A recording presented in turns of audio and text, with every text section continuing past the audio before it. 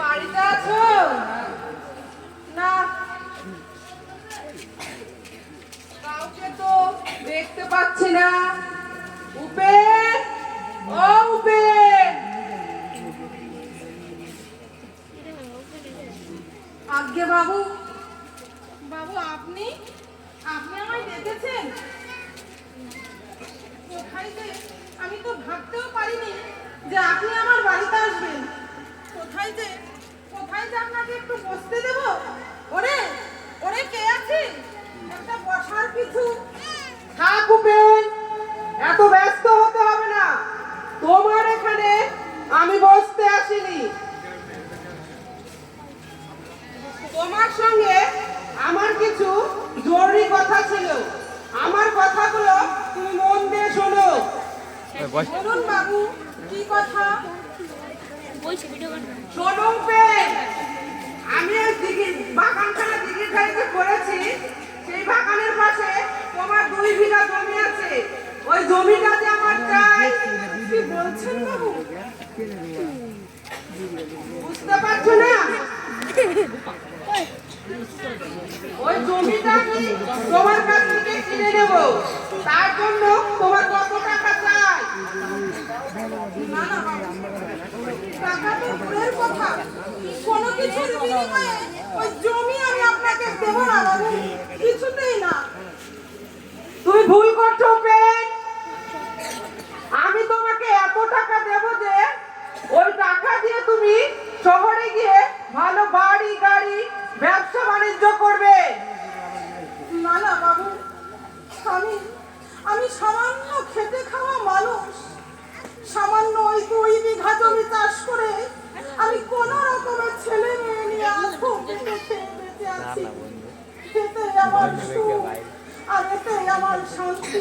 আওয়াজ ভালো হচ্ছে না। কিন্তু উপেন, জমিটা যে আমার চাই, আপনি কি জোর করে নেবেন?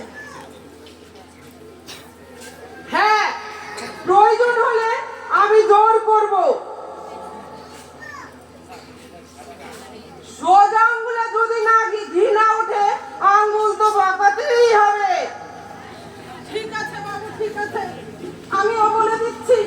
আমার ওই দেহে 1 বিন্দু রক্ত থাকতে ওই জমি আমি আপনাকে কিছুতেই দেব না বাবু, কিছুতেই না, কিছুতেই না, কিছুতেই না।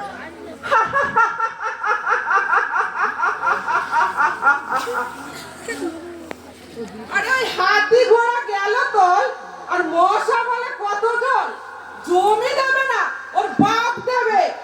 আমার নাম শিবশঙ্কর রায় চৌধুরী। আমার ভয়ে ওই বাঘে গরুতে এক ঘাটে জল খায়, আর ও তো সামান্য উপেন।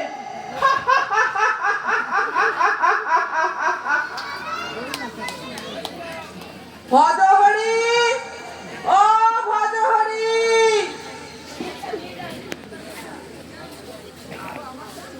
আজ্ঞে বাবু, আমায় ডেকেছেন? হ্যাঁ ভজহরি। বলুন বাবু, কি জন্য আমায় ডেকেছেন? তুমি তো জানো ভজহরি, আমি যে দিঘির ধারে যে বাগানখানা করেছি, সেই বাগানের পাশে উপেনের 2 বিঘা জমি আছে। ওই জমিটা যে আমার চাই। এ তো সামান্য ব্যাপার, দেখে বলুন, দিয়ে দেবে? না ভজহরি না, ও দেবে না, আমি বলেছিলাম। কি? শালার এত বড় সাহস! আপনার মুখের ওপর না করেছে? শালার মুখ আমি দিয়ে ভেঙে দেব না?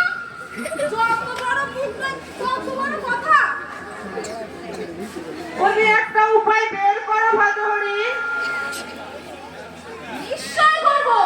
আপনার অপমান মানে আমাদের অপমান। ওই বেটাকে আমি এমনটাই দেব যে আপনি মুখের দিকে জীবনে তাকিয়ে কথা বলতে পারবে না। তুমি তাই করো ভজহরি।